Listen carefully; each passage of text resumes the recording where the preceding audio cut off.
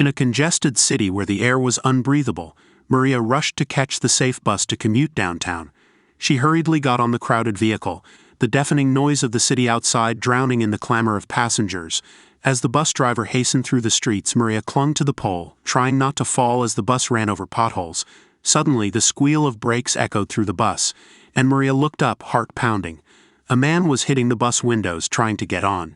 He seemed scared, his clothes disheveled, and Maria's heart went out to him. She followed his eyes to see a group of muggers chasing him. Without thinking, Maria ran to the bus conductor, begging him to open the door. "Please let him in, they're after him," she pleaded. The conductor hesitated for a moment before unlocking the door, and the man jumped on, panting heavily. As the bus sped away, Maria noticed the man's torn clothes and bruised face. "Are you okay?" she asked, trying to catch her breath. He nodded, grateful but still visibly shaken. "Thank you," he whispered, sitting down heavily on a seat. Maria sat next to him, feeling a surge of anger at the injustice of it all. "No one should have to live like this," she said firmly. The man nodded in agreement, and they fell into a conversation as the bus passed by the dismal outskirts of the city.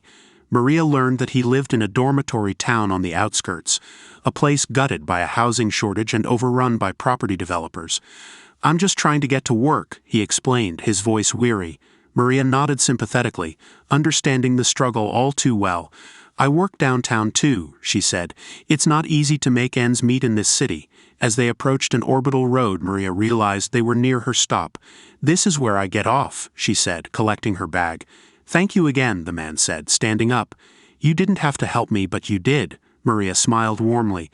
"We all need to look out for each other," she said, stepping off the bus. As she walked away, she couldn't shake off the image of the man's tired face. She made a plan to visit the local community center and see if there was anything she could do to help people like him. Maybe she could organize recreational activities or offer assistance with job searches. With a determined stride, Maria walked around the bustling city streets, passing by the roundabout where a circus had set up, and the housing benefit office where people stood in long lines. She knew there was much work to be done, but she felt hopeful that together they could make their city a safer, more welcoming place for everyone.